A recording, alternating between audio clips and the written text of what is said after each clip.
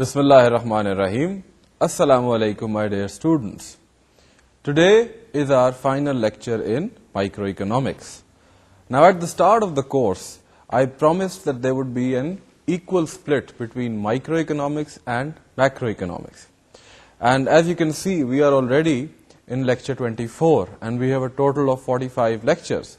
So some of you might be wondering where that even split went. Now, the answer to that question is that we had two lectures in the beginning which were introduction to economics generally. So they were neither microeconomics nor macroeconomics lectures. And therefore, the remaining lectures were 43, and I could not split them evenly into 21 and a half and 21 and a half. So I decided to give 22 lectures to micro and 21 lectures to macroeconomics. Note, however, that whatever you learn in microeconomics will apply in macroeconomics as well. So demand and supply analysis, concepts of elasticity, concepts of competition in markets, these concepts will be very relevant and very useful once you discuss macroeconomics. Now, what is the agenda for today, my friends? Today we will be talking about two final things.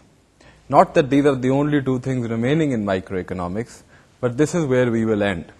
We will talk about the market for factors of production, and this is where we will start. And then towards the latter half of the lecture, we'll talk about information economics, or economics in the information age. So let's start with a discussion of the market for factors of production. Now, if you remember, we introduced the market for factors of production in our first initial lectures on Introduction to Economics, where we studied the circular flow of incomes and goods. And we noted two things about the market for factors of production. One was that in the market for factors of production, it was the firms which were the demanders of these factors, and it was the households which were the suppliers of these factors. So households owned land, labor, capital, and entrepreneurial skills, whereas it was firms which were demanders of these skills. So firms had to pay households in order to get these resources from households. And the payments came in the form of rents for land, wages for labor, and then interest or profit for capital and entrepreneurship.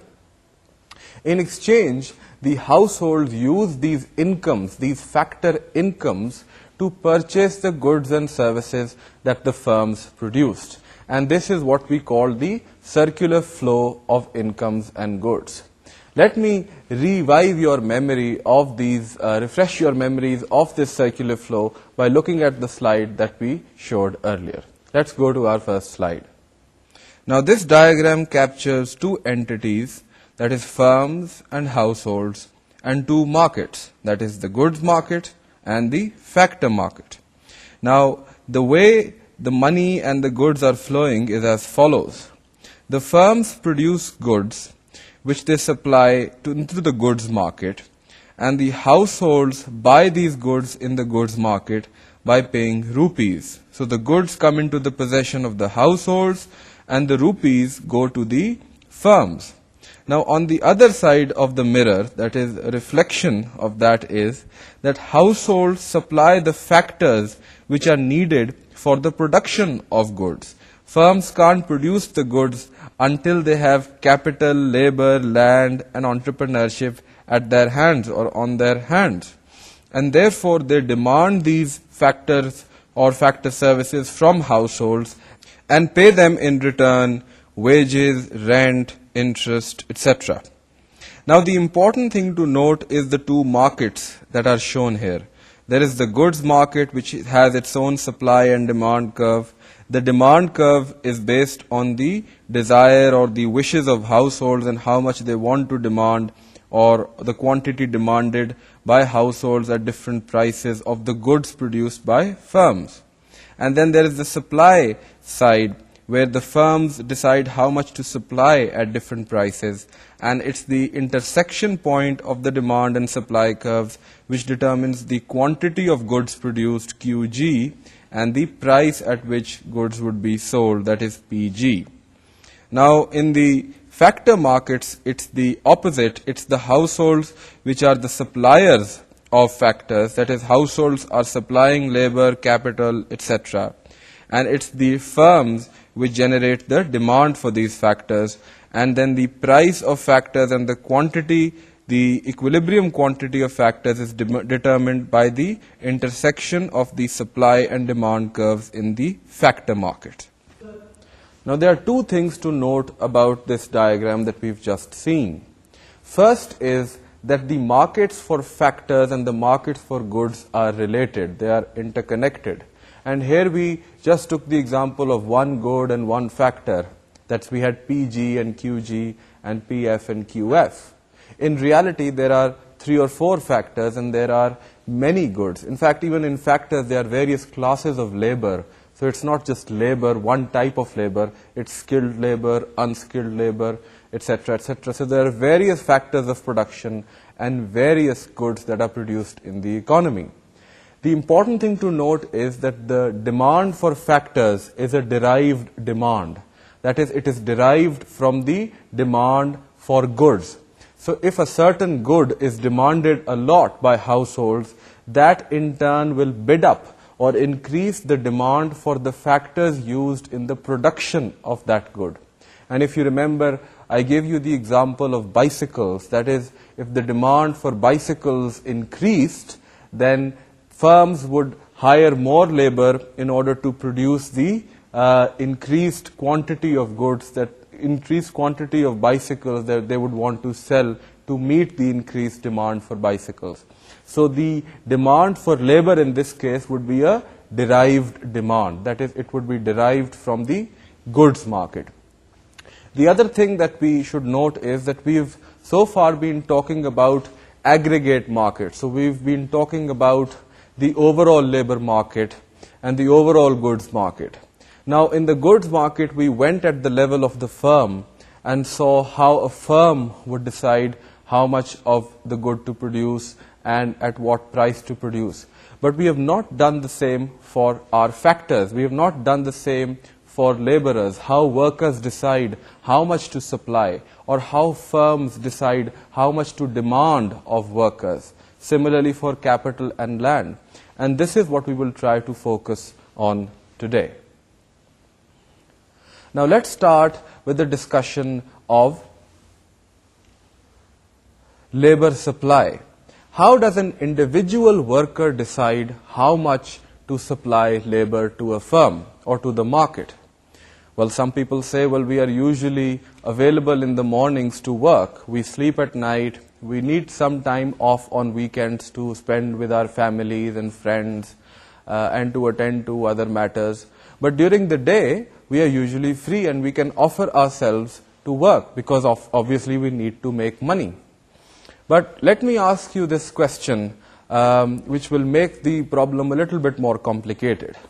If I say that if you are willing to work for 6 hours or 5 hours, I am willing to pay you, I am the firm, I am willing to pay you a rate of, let's say, 50 rupees per hour, right? So you will make 300 rupees if you work for 6 hours, right? 6 times 50 is 300 rupees for a 6-hour day.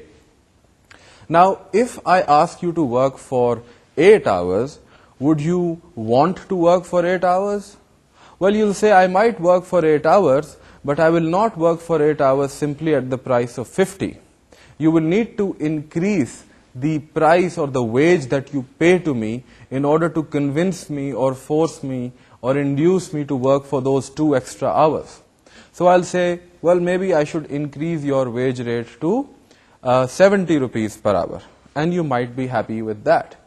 Then similarly, I might increase or ask you to increase your labor hours put in to 10, right? From 6 to 8 to 10, and then so on to 12 and 14 and 15.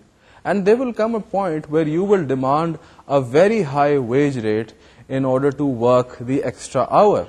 Because after all, after 14 or 15 hours of work every day, you would be getting very tired. And then you would really need a very high incentive in terms of the wage that you get in order to convince you to supply more labor. Now, what this basic simple problem illustrates is that as the supply or the hours worked of a laborer increase, the wage rate that is paid to the laborer should also increase. That is, the relationship between hours supplied by a laborer and the wage rate is positive. So if you had hours worked or hours offered on the horizontal axis and the wage rate on the vertical axis, then the relationship between these two would be an upward sloping line, very similar to the supply curve of a good. Now, the underlying concept that economists have developed for the reason why this line is upward sloped is related to something called the marginal disutility of working. What is the marginal disutility of working? Marginal disutility of working, or MDU, arises from working the extra hour and the pain that it inflicts upon you. The disutility, that is the negative utility you derive from working the extra hour. Note that there are two things that you can do with your time. You can either lie in bed or enjoy or consume leisure generally, L-E-I-S-U-R. You can either enjoy leisure, consume leisure, or you can spend your time working and earning a wage. Now, ideally, there should be some optimal point where you divide the hours that you spend working and the hours that you spend consuming leisure. Now, the argument about marginal disutility of working is that as you increase the number of hours of work, then the marginal disutility of working will increase. So let's say for the first 2 or 3 hours, the marginal disutility will not be very high. But as you increase the number of hours of work, then the opportunity cost of working, that is the consumption of leisure, increases. And therefore you need to be compensated for that opportunity cost through a higher and higher wage rate. That is why in the relationship between hours supplied and the wage rate is an upward sloping line which gets steeper and steeper as you increase the number of hours worked. Now, it is also possible for the relationship between hours worked and the wage rate to become negative. That is, for the relationship to be such that the labor supply curve turns backwards. That is, you have a backward bending labor supply curve. How can such a situation arise? In order to answer this question, we need to revisit two concepts that we learned earlier on in our understanding of demand, and that is income effect and substitution effect. Let's see how these two effects combine to produce a backward bending supply curve for an individual. Let's go to a slide. Now, as you can see in this diagram, we have a backward bending supply curve. Up till point X, the substitution effect of the higher wage rate dominates. What does this mean? Well, I talked about the option that is before a consumer or before a worker at any time. He can either spend his time working or he can spend his time consuming leisure. Now, up till point X, the substitution effect dominates. That is, he would like to substitute labor in place of leisure because leisure has become more expensive. How has leisure become more expensive? Well, leisure has become more expensive because the opportunity cost of consuming leisure increases with the wage rate. So up till point X, the opportunity cost of leisure increases so much that the consumer would like to substitute leisure with substitute leisure and replace it with labor. So he would like to work, and therefore the hours worked increase up till point H1. However, after X, because the wage rate has increased a lot and the worker is making a lot of money, he experiences what we call an income effect of the higher wage rate. That is, because he's earning a very high wage rate of W1, he now feels wealthier, he now feels richer, and therefore he feels that he needs to work less. He can spend more time with his family, he can spend more time relaxing, watching cricket on television or whatever. And this causes him to reduce his hours supplied. That is, this causes him to reduce his labor supply. The effect of this on the curve is that it causes the curve to bend backwards, and this is how a backward bending labor supply curve obtains. Now, there are a number of other things that one can talk about in terms of what causes the labor supply curve of a laborer or of a typical worker to become more elastic or inelastic, or to shift to the left or shift to the right. But for you at this introductory level, I think what I have taught you is enough. That is basically two things. The labor supply curve is generally upward sloping because of the concept of the marginal disutility to work, so that as you increase the hours worked, as you step into overtime, you would demand a higher wage to compensate for the marginal disutility of working that you experience. And the other concept is that of income and substitution effects, causing the worker to reach a point after which the income effect of higher wages dominates the substitution effect and causes the worker to reduce his labor supply. Now, that's the labor supply concept from the worker's point of view. We also need to look at what the labor demand view is from the firm's angle. That is, how does a firm decide what quantity of labor to demand? Right? This is a decision that the firm has to make at the micro level. So far, we have not talked about how an individual firm would make this decision. Now, in order to address this question, we will re-invoke the principle under which firms maximize profits. If you remember, the principle was that firms would maximize profits when the marginal revenue that they get from producing an additional good is equal to the marginal cost that they incur in producing that good. It's the same principle that applies in the case of labor or hiring labor as well.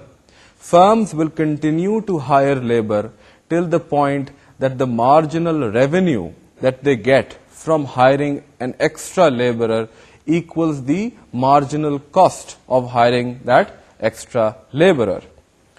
Now, the important point to note here is that the marginal cost of hiring an extra laborer would simply be equal to the wage rate, because we generally assume that the wage rate is constant for all workers. So whether you hire an additional worker, the wage rate for him will be the same. It's the marginal revenue that the additional worker gives you, or the services of the additional worker translate into, is what determines the quantity of labor that a firm will demand. Now, we need to develop the concept of marginal revenue derived from hiring an extra laborer a little bit more. We need to introduce a concept called marginal revenue productivity of labor, MRP subscript L. And the concept is very simple.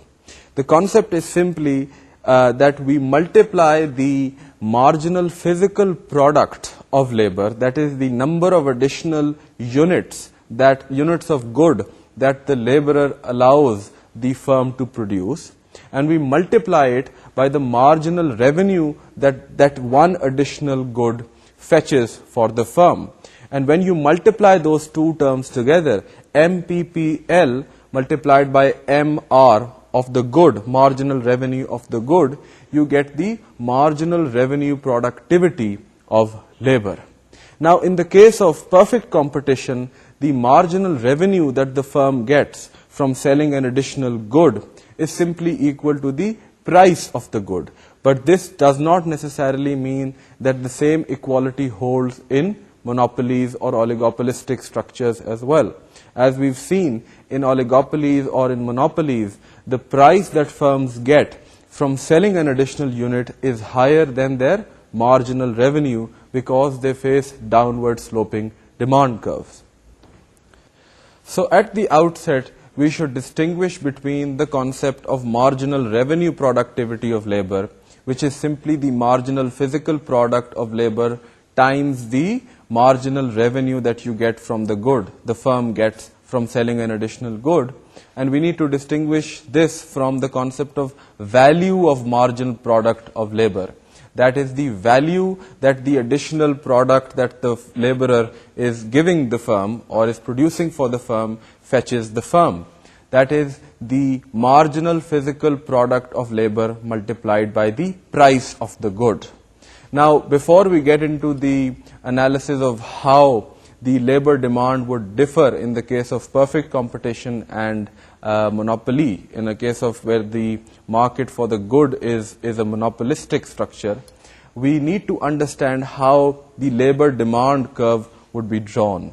So let's illustrate this through the use of a few graphs. Now let's first of all think of a perfectly competitive firm which is deciding how much labor to hire. Now we've drawn this particular graph in output quantity of labor space. That is the quantity of labor, that is the number of laborers being hired is on the horizontal axis, whereas the output of the good that each additional laborer produces is on the vertical axis.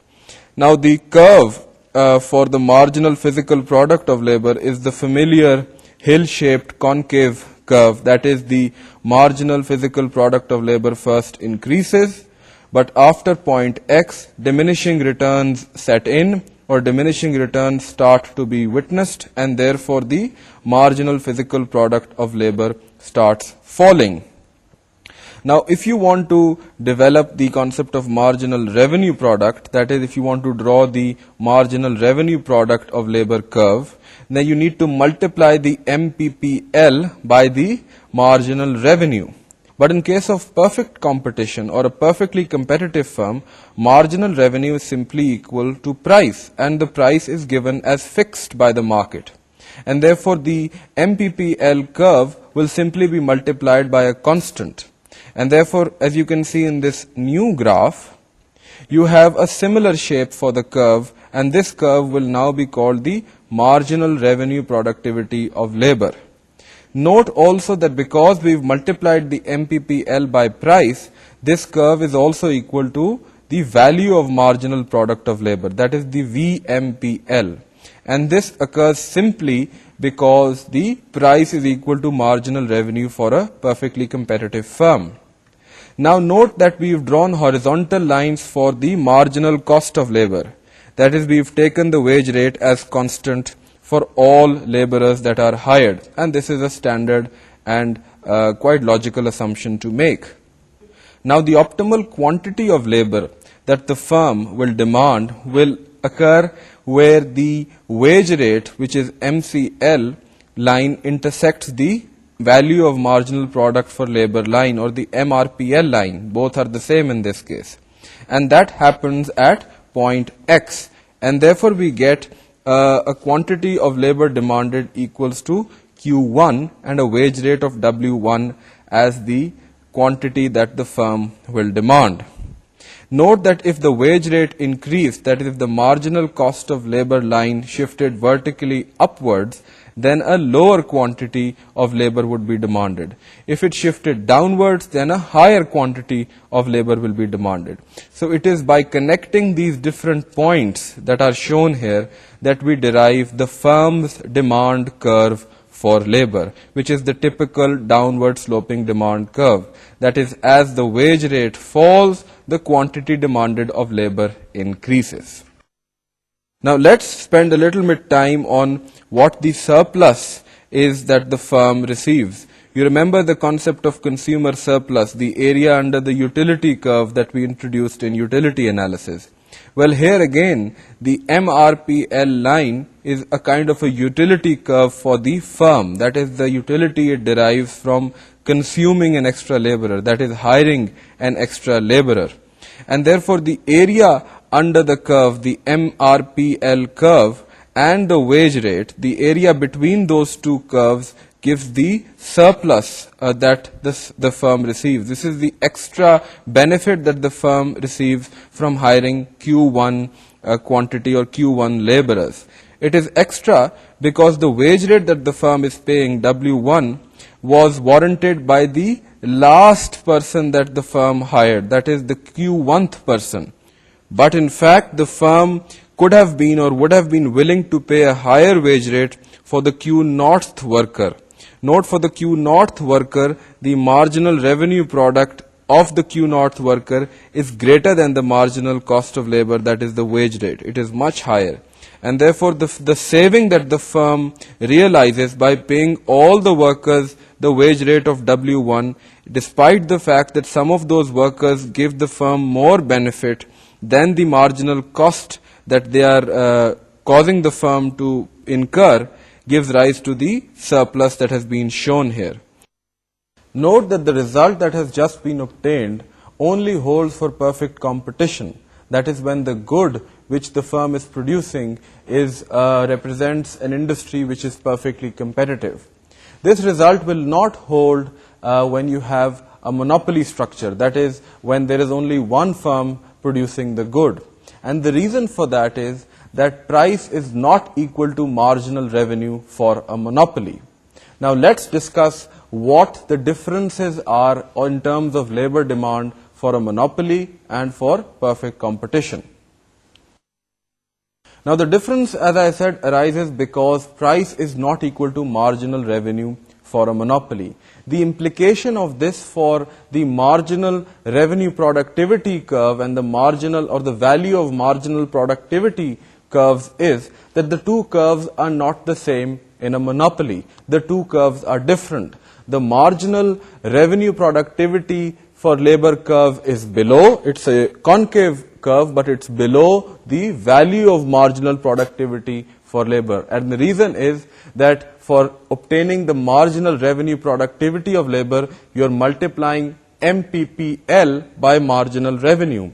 Whereas to obtain the value of marginal product of labor, you're multiplying MPPL by price. And since price is higher than marginal revenue at all points or at all quantities, therefore the VMPL curve will be higher than the MRPL curve at all points. Let's study the implications of this through the use of a graph. The implications of this are very serious indeed.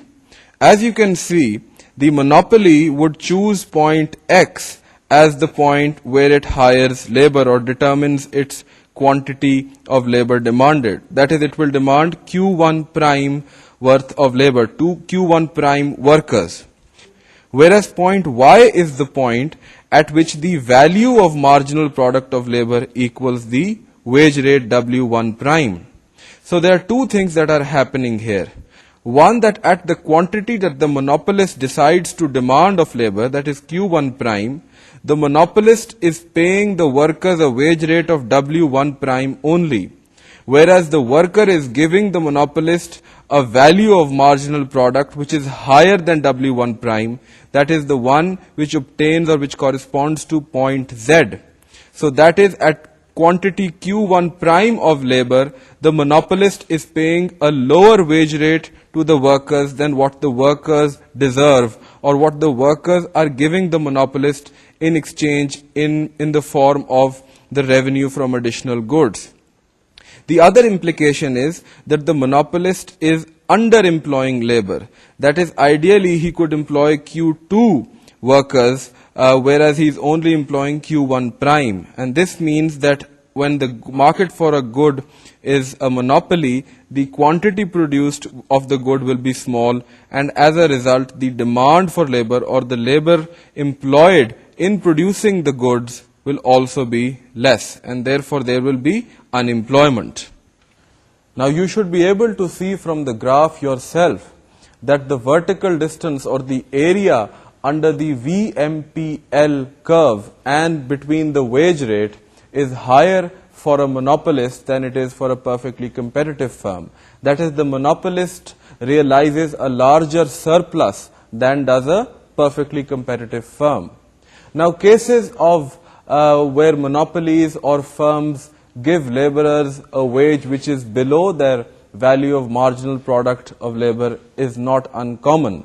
These cases abound, especially in developing countries where laborers are dependent on the local firm or the local landlord, or where farmers are dependent on the local landlord. They don't have any other option.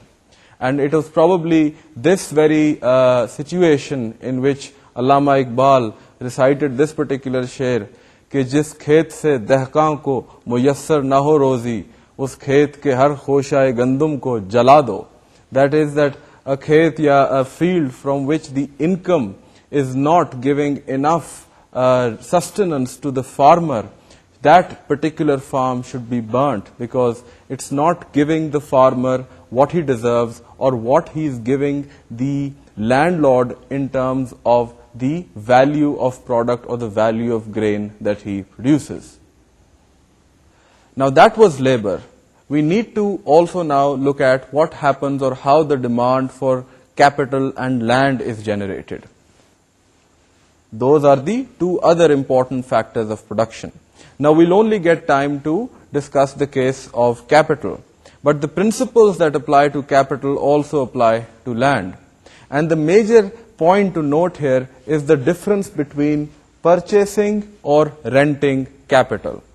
You know, unlike labor, which is hired for a particular period of time, that is when a laborer comes and works for you in the morning, you hire his resource, you hire his labor or his skills for a particular period of time and you pay him the wage rate. There are two ways that you can use capital. You can either rent capital, that is you can borrow a machine from somebody and pay the equivalent rent to the other firm for that. Or you can purchase the machine, that is the machine can become yours forever. This is not the case for labor. A laborer never becomes your property. You only rent him. So this new concept of purchasing machinery causes problems in terms of the rule that we introduced earlier. That is the marginal cost should equal the marginal revenue of the factor. Now the principle still applies. But here the marginal revenues no longer refer to the revenues that you generate in a particular week or a particular day or a particular month. They refer to the revenues that will be derived throughout the lifetime of the machine, whether it is 4 years, 5 years, 10 years, 20 years. Now, the simplest way out of this could be that you could add the different revenues that you would get in the different years of the lifetime of the machine. So let's say if a machine gives you an annual revenues of 1,000 or 1 million rupees and you get those revenues for 4 years and in the 5th year the machine can be sold as scrap for 1 million rupees, you could say that the total revenue that we are getting from this machine is 5 million. So therefore you should be willing to pay for this machine an equal amount of 5 million rupees. But note the difference here. You are paying for the machine that is 5 million rupees today, but you will be getting the 5 million in terms of revenues over a period of 5 years. That is, you will not get the 5 million revenues immediately today. Therefore, in order to get a measure of the present value of the stream of profits or the stream of payments that you will get from the machine, you need to understand how present values can be calculated. Let's illustrate this through the use of a slide. Now the procedure of reducing the future value of the revenues from the machine, that is the 1 million that you will receive at the end of the first, second, third, fourth and fifth years, back to a present value, that is today's value, is known as discounting. When we do discounting, the rate we use for discounting is not called the rate of interest, but rather the rate of discount. In this case, let's assume that this rate is 10%. Then the formula for discounting would be as follows. The present value of the whole stream of revenues from the firm would be equal to the sum of xi divided by 1 plus r raised to the power I, where xi is the earnings from the investment or from the machine in year I, R is the rate of discount, where in this case is 0.1 or 10%. Sigma is the sum of each of the year's discounted earnings. So what is the present value of the investment in the machine that produced 1 million for 4 years and then sold as scrap for 1 million at the end of the 4 years? According to the formula, it would be for year 1, 1 million divided by 1.1. Plus year 2, 1 million divided by 1.1 raised to the power 2, plus year 3, 1 million divided by 1.1 raised to the power 3, and so on. And through doing this, we get a value of 3,852,000 rupees as the cost of the machine. Now, if the machine costs less than this, we will buy it. But if the machine costs more than this, we will not buy it. If the machine costs less, then we can actually compute the net present value or the net benefit from buying this machine, that is from making this investment. And the formula for that net present value is simply PV minus cost, that is 3,852,000 minus whatever cost we pay for the machine. Now, the detailed arguments of why we discount future payments and what determines the interest rate at which we discount it, you will find in the lecture handouts. I will not dwell on that any further. Now, given that discussion on the markets or factors of production, I think we just have enough time to spend the last 15-20 minutes on what I promised to talk about, that is the economics of information. Now, if you remember earlier on, somewhere in the course when we were discussing demand under uncertainty, I mentioned concepts like adverse selection and moral hazard and related them to concepts of asymmetric information. That is, when the banks or the insurance companies do not have the same information that the person who is wanting to buy insurance has about how he will behave or what ability he has to pay back a loan, etc., etc. Now, those concepts are also related to a certain part of the economics of information, that is the economics of asymmetric information, etc., etc. But it's not related to the economics of the information age or how economics relates to e-business and what the internet has done to economics and what economics has to say about the forces that the internet has unleashed. What I will be talking about today or right now is how these different e-products and the information that was otherwise stacked in libraries and other places has now been made virtually free by being put up on the web where everybody can access it at very little cost.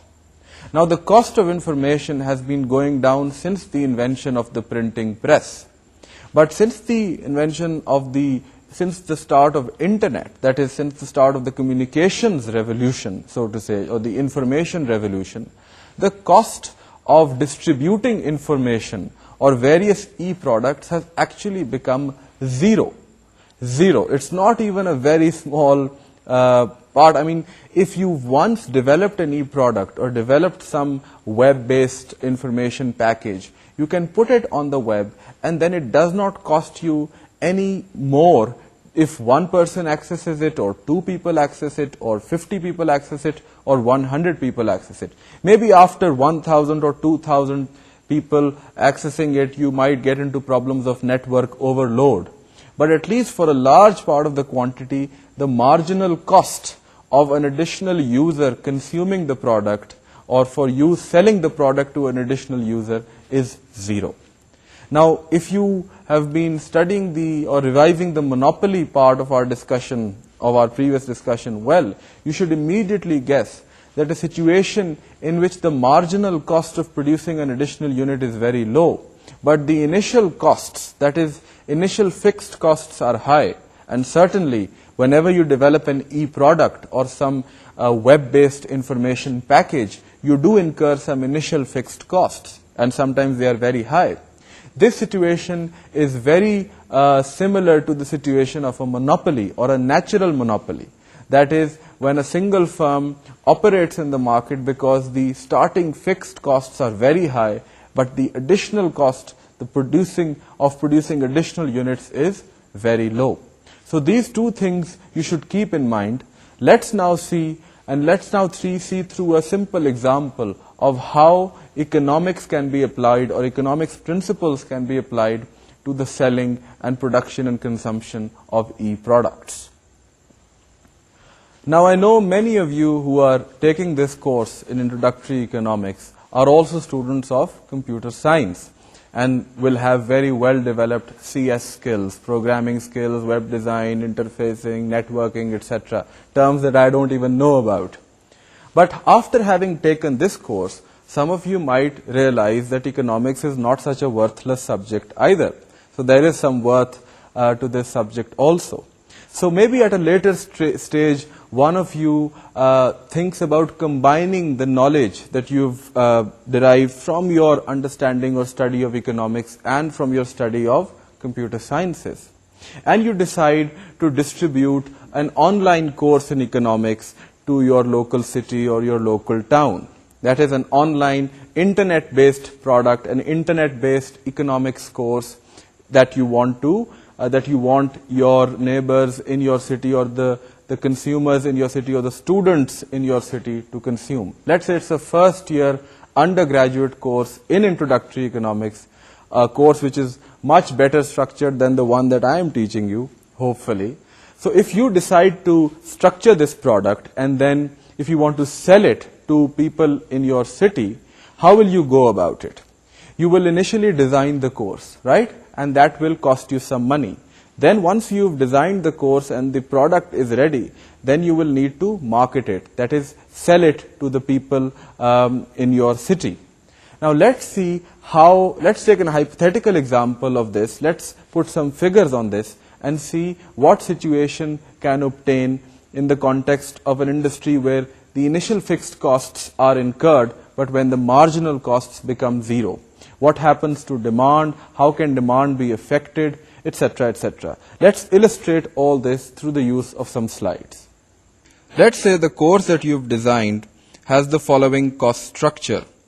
That is, whatever quantity you produce or whatever number of students access this course or buy this course, your total costs remain fixed at 50,000 rupees. 50,000 is the amount that it has cost you to build the course, to design the course. As you can see, the marginal cost at all these different quantity levels is zero. So it's zero when you have 50 students, it's zero when you have 100 students, it's zero when you have 300 students. But your average cost is falling throughout. And the average cost falls because the only costs involved here are fixed costs.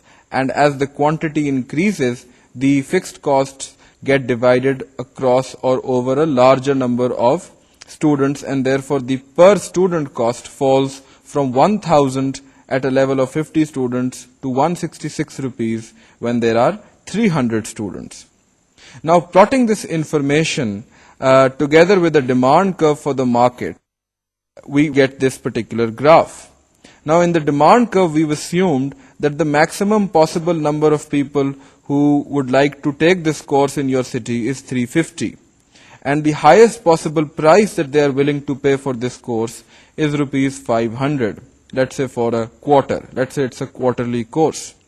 Now, given these costs, is this e-product profitable? Look at what the total costs are.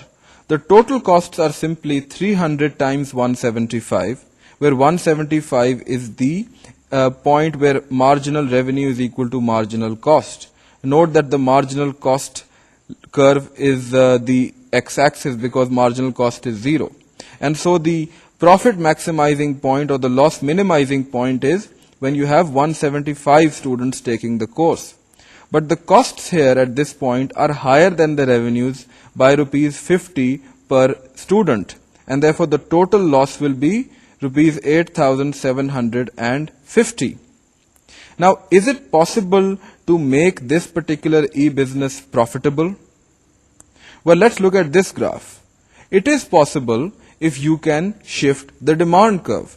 If you can make the demand curve shift out or pivot somehow outwards, either from the top, that is on the vertical axis, or on the horizontal axis, then you can actually make this particular e-product profitable. Now, there are two ways in which you can shift the demand curve outwards. One way is to convince some of the students of the value of this product. Now, many of the e-products are called experience goods. Experience goods are those whose value can only be ascertained or assessed after you have experienced it. So no matter how much you scream and shout that this is a very good good, please buy it, people will not buy the good or the product unless they have experienced it. So one way to shift the demand curve outwards or to increase the value or the perceived value of your product is by letting some people have free samples of your course.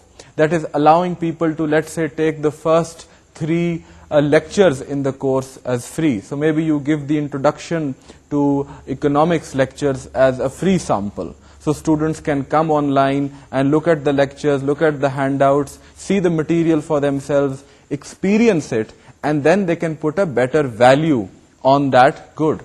And that might have the effect of shifting the demand curve upwards on the vertical axis. That is, earlier if the maximum price that students were willing to pay was rupees 500, now they might be willing to pay rupees 900. And this has been included in the graph which is shown in your handout. Another way to do the same thing or do a slightly different thing is to increase the market size. Why do you want to restrict the course to just your city? Why don't you expand it to the whole of Pakistan, or you allow students from even outside of Pakistan to take the course? Certainly, if students from outside your city or students from outside Pakistan even access this course, it will not add to your costs per se, because the costs have already been incurred, the fixed costs. So if you do this and if you expand the market size like this, the effect of this might be to shift the demand curve horizontally outwards, and so the number of consumers or the number of students would increase, and therefore the total revenues that you would make might still increase.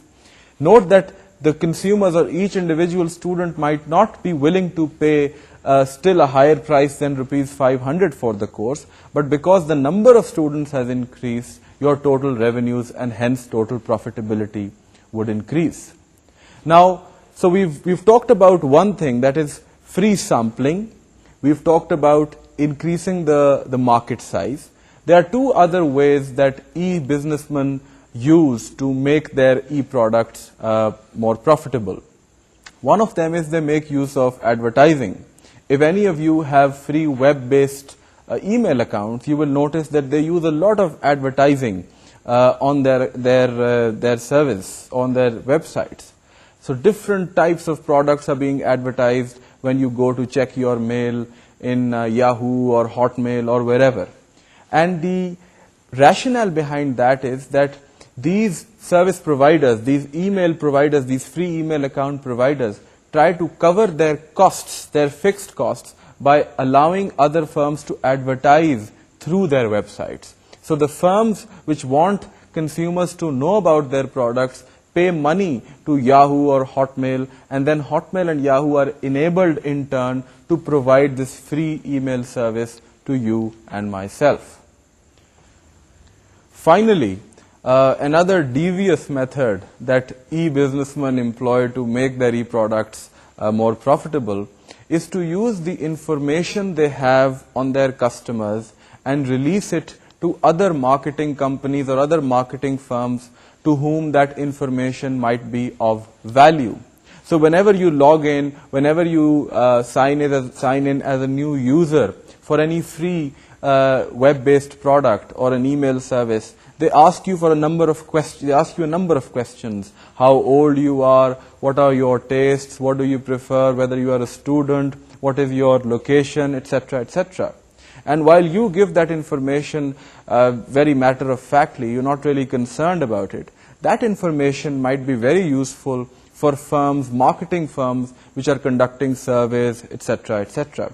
So some web-based firms or e-businessmen use the information database that they have of the customers and then sell it on to other marketing firms, sometimes with the permission of the customers and sometimes without. So those, my friends, were some basic facts about information economics. Now, the changes that are happening in the information world are so fast that economists are still struggling to understand the nature of these changes and to learn to apply economic principles to them. So economists are still trying to play catch-up as far as information economics is concerned. But I included this example and this discussion because I know many of you are going to be future computer scientists, web designers, and IT people, and these concepts will come in handy to you. And it's also useful to see how something as broad as economics, like a social science like economics, how its principles are applied in the daily world, especially in areas like information economics. So with that, my friends, we come to the end of our module on microeconomics. We've come a long way. We started by discussing demand, supply, and equilibrium, if you remember.